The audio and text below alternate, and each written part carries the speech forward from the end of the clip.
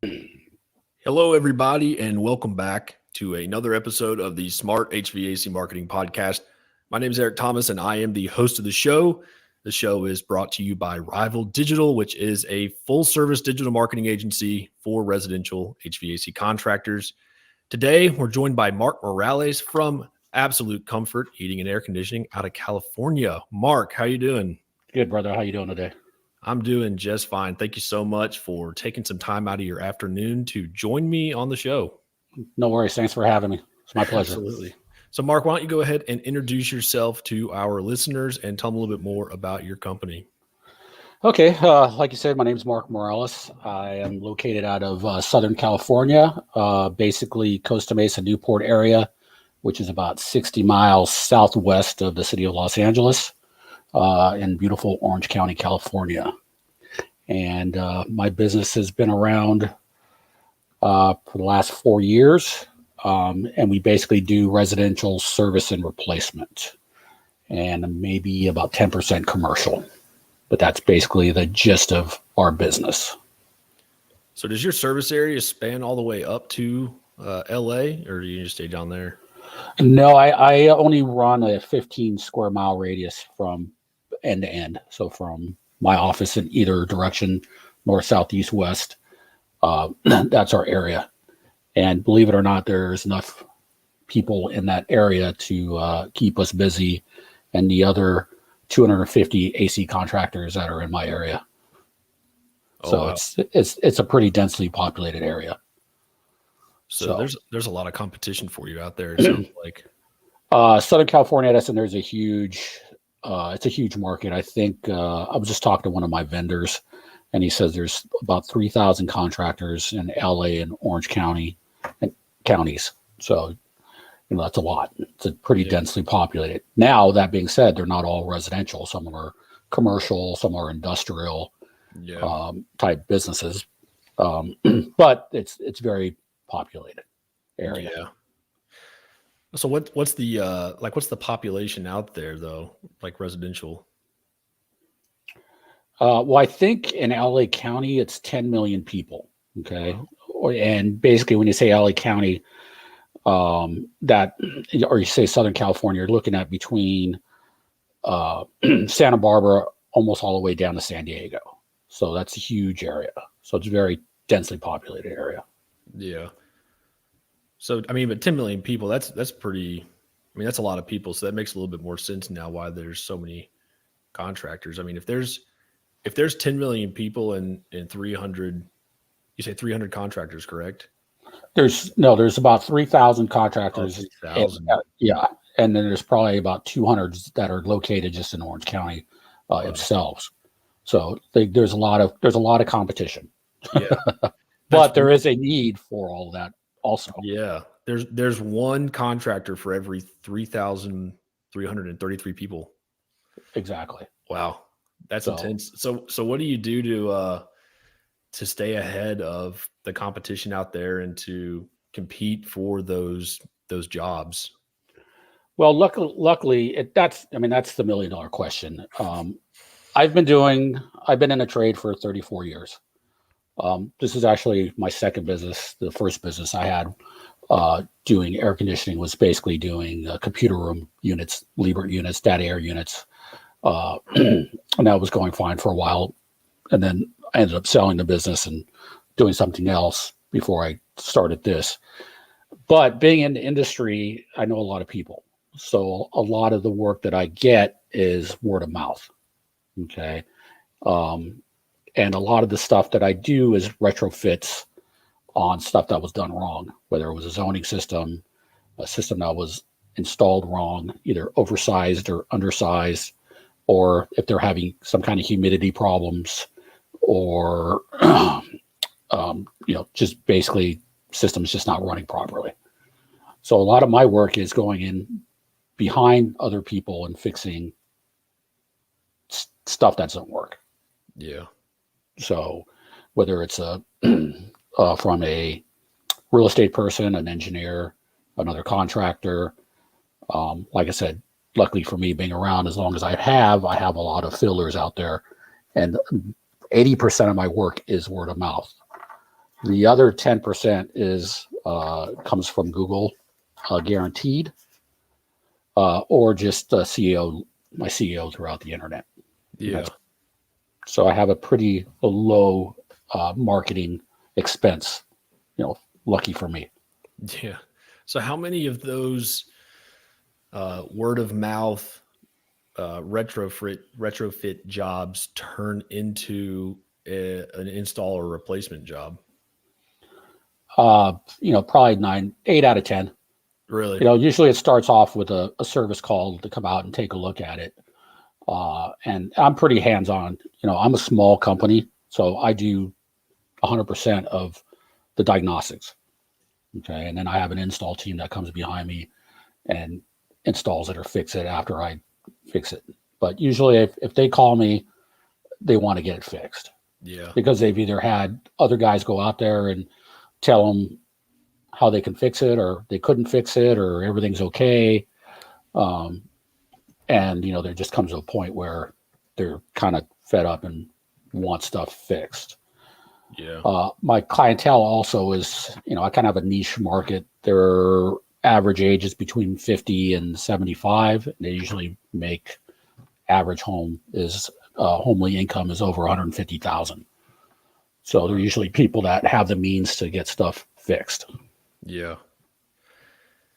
That's funny that you said that roughly 80% of those repair calls or the retrofit jobs turn into replacement, because I was just speaking with some folks today on a webinar about how you'll save money if you're marketing. You'll save money in your marketing by focusing your advertising towards repair rather than install jobs, because the average homeowner is not going to get online and shop for, an $8,000 HVAC system. They're going to go and try to get it fixed. It's very true. Most people, and they're looking for someone to repair it. And I don't care how much money you have, you're still always going to try to save money. And sometimes the repair is not always the best way to go. Yeah. But you have to be able to explain to them why they need it and the benefits they're going to have. Or, just a lot of times people just want you to listen, complain about the two other guys that were there, and if they're a little empathetic about it, say, yeah, I understand, but this is what it's going to take to fix it. Yeah. And they'll move forward. So it's a slippery slope. Yeah. But it can be done. So what does that process look like when you get to the house for a repair call, until or up to the point where you are presenting the options and showing them either the replacement or the repair costs? Well, generally what I do is I listen when I first get there, and I introduce myself, because normally it's the first time I've had contact with them, or we've spoke briefly on the phone. And, I ask them, what's going on, explain to me the situation, and, what's your experience been like, and, what do you want, and then I let them, either people are going to just dump on you and tell you everything from A to Z, which is most of the time what happens. And then there's sometimes some people you just kind of have to drag it out of them to find out exactly what's going on. Once I can get my head wrapped around what's actually going on, and this may take from 15 minutes to, I don't know, half hour, 45 minutes, depending on how much people want to speak about it, then I'll actually throw my gauges on, put my temperature probes in, check the static pressure, do a full analysis on the machine and see what it is or isn't doing. Take a look at the square footage, the solar load, the glass load, depending on which way the house is facing. A lot of this stuff just comes natural because I've been doing it for so long. I can kind of put it together real quick. And then once I get my full analysis of what I think it needs to take care of it, then I'll sit down and explain to them, what they need to do, and, how much it's going to cost, budget wise.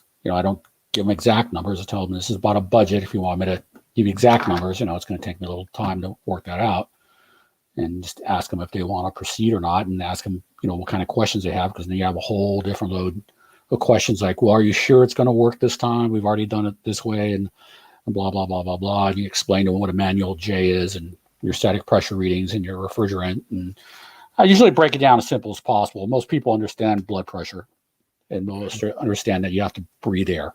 Okay. Yeah. So air goes in, goes to your body, makes you feel good. So blood pressure 80 over 120, it's good. If you have bad blood pressure, it's not going to work. So most homeowners don't understand that airflow and the refrigeration cycle have to be in sync. Otherwise, systems don't work.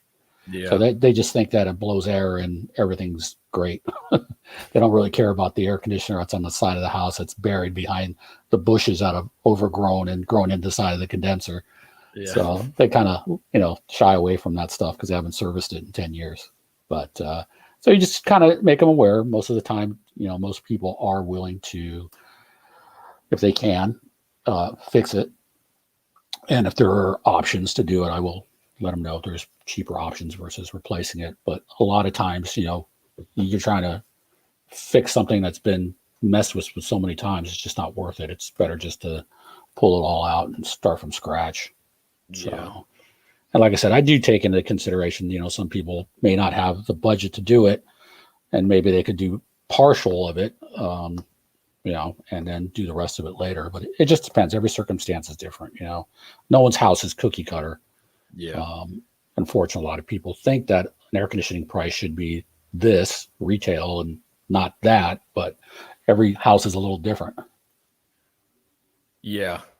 And so when you say you'll do a partial, are you saying you'll do like the condenser unit first and then come back for the furnace or whatever another time, or just kind of fix whatever is needed at the time?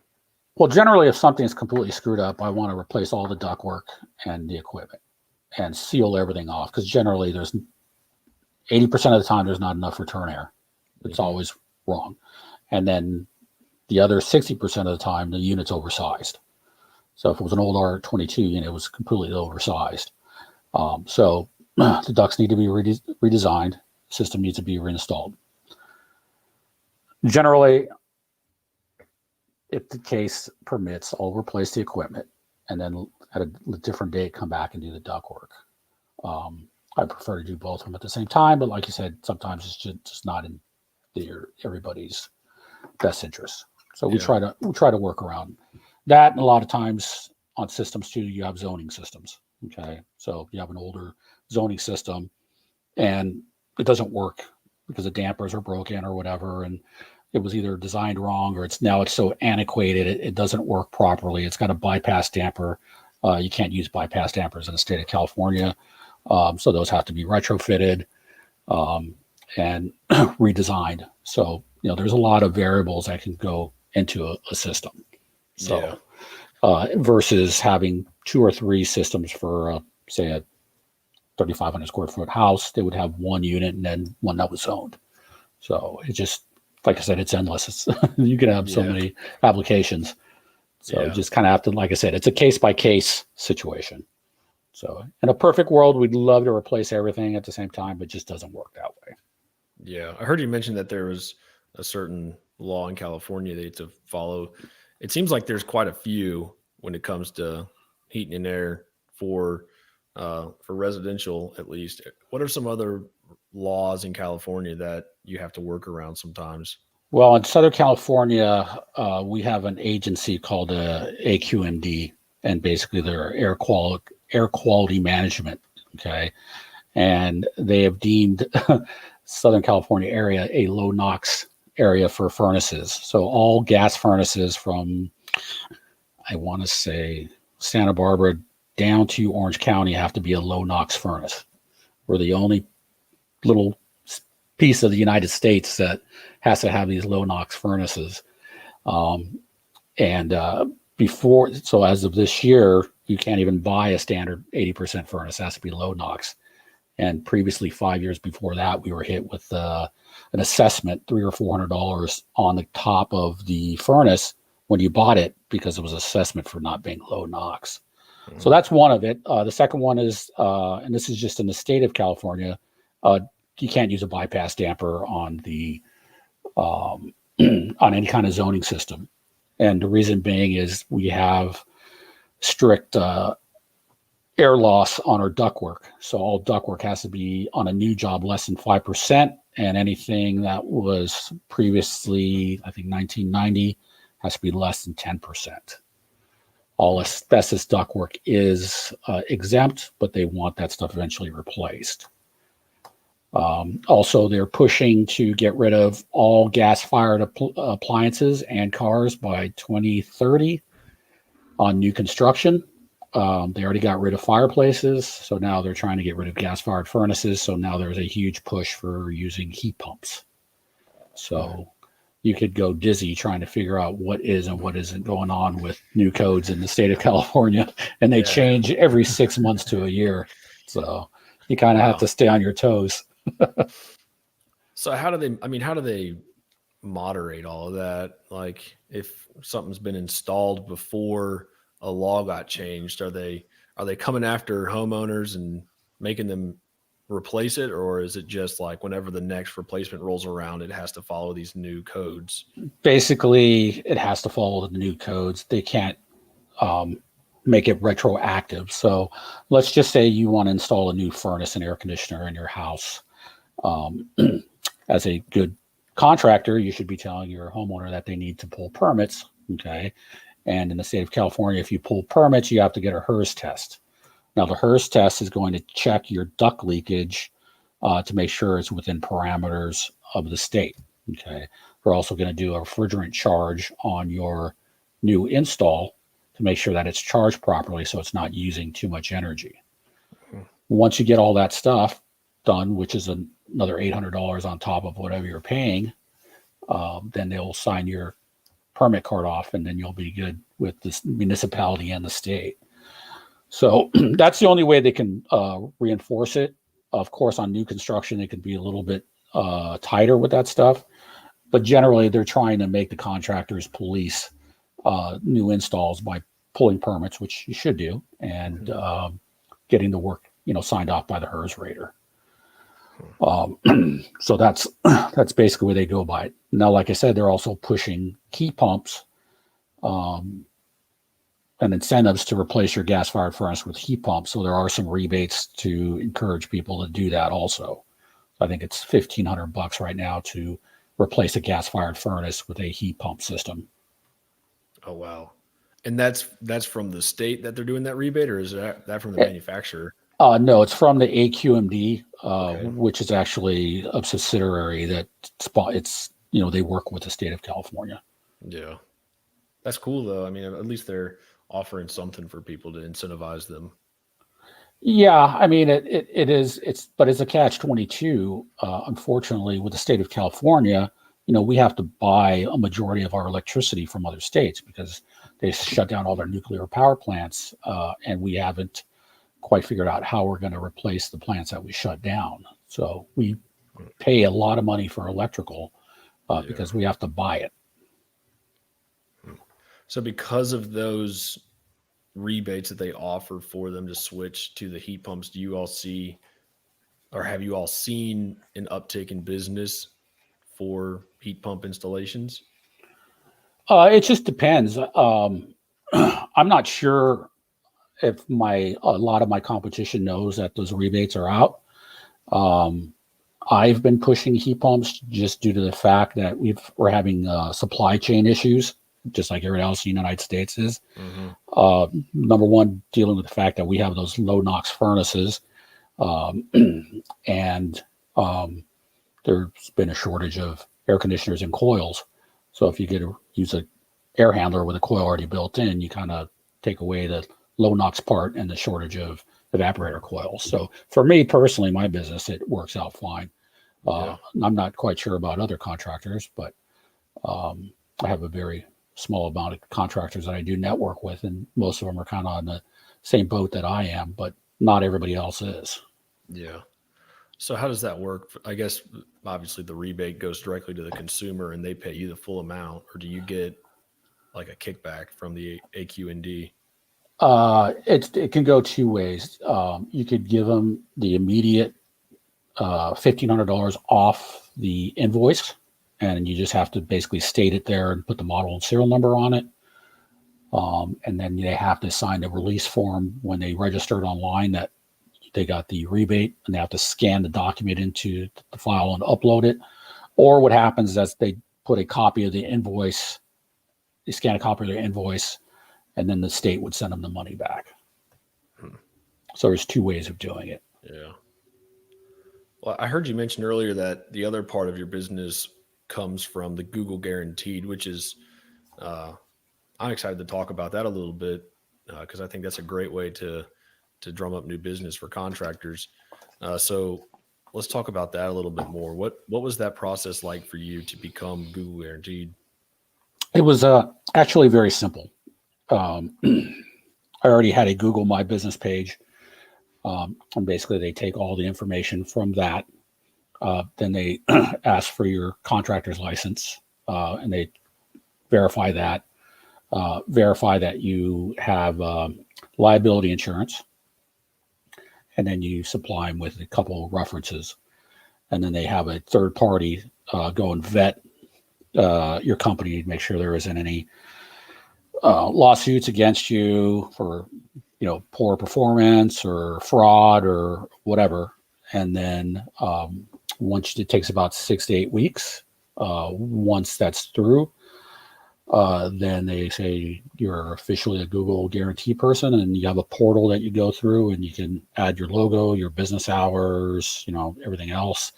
And then it also, allows for you to, when you get jobs and finish them, you can send them a link to get a review to the customer. And then they can send the review back. Yeah. So it works out pretty simple. Yeah. So are you running those Google local service ads? Well, basically the way it works is you bid on kind of like pay-per-click. You pay so much for exposure. Okay. But the nice thing about it, you can pick the time frame you want it to run. So if you're only open between 8 and 4, the ads are only going to run between 8 and 4. They're not going to run afterwards. Okay. So you're not paying for ads that you're not going to be able to answer the phone, because on the Google Guarantee, it has a little phone icon, and they just click on it. It immediately rings your phone, and it records the whole phone conversation. Okay. So you don't want someone to call your number if no one's going to be there to pick it up. Yeah. So it behooves you to do it while you're actually physically working versus after hours. Yeah. Unless you have the capability of doing that. I don't. Yeah. How many people do you have working for you?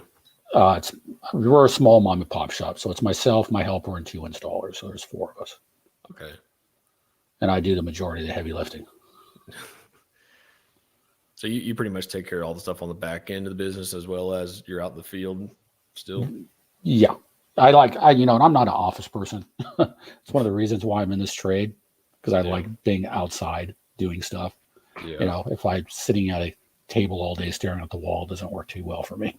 Yeah. So, but I do use House Call Pro for my CMR, and that does all our scheduling and does all our billing. We run credit cards through that. So it's very easy for me to do that anywhere. I don't need to be in an office to do that. I can do it on my iPad and my phone. Yeah. Well, if there was someone out there listening to the show who would be interested in starting their own heating and air business, what's some advice you think you'd give them? Well, the main thing is to understand what you want to do. I mean, air conditioning is a vast industry. There's a reason why it's called heating, ventilation, and air conditioning / refrigeration. You need to know if you're going to do commercial, residential, industrial, and then with each one of those categories, you could probably have 10 different offshoots of that. So I think you got to know what your market is. Make sure that you have some kind of networking or some people that you can bounce ideas off of who have either been there before or have done it before, even if it's not the exact air conditioning, maybe an electrical contractor or a framing contractor. someone that you can bounce ideas off and ask them, what do you think about this? Or have you ever seen this? Or, because there's just so many questions that come up on the business end. The trade part is easy. That's the easy part. It's running the business part, dealing with customers, dealing with your accountant, dealing with your insurance broker, dealing with your marketing person. It's endless. There's just so much that you don't understand that's going to bombard you. Yeah. So, like I said, just make sure you have some kind of support system, and that'll make your life a lot easier. I'm not going to say it's going to make it perfect, but it's going to make it a lot easier to be able to ask somebody some advice. Yeah. The other thing is, there are organizations that you can join that are HVAC related. Zero Time 500. There's 1 Hour. There's Nexstar. There are those kind of organizations that can give you basically the support that you need. But unfortunately, everything does have a cost, and you're going to be paying for that. So everything has to deal with money. Yeah. Are you involved in any of those organizations? I was an Airtime 500 member about 10 years ago. They had a lot of great information, but it just wasn't for me. So, everything, they great group of people, but they just do things a little differently than I was doing stuff. And this is not that I didn't get any information out of it, because you can always get information out of anything. It's just wasn't my cup of tea. Yeah. Cool. Well, Mark, I appreciate you jumping on the show with me this afternoon. I guess you're in California, so it's probably lunchtime for you. Almost one. Yeah. Okay. Yeah.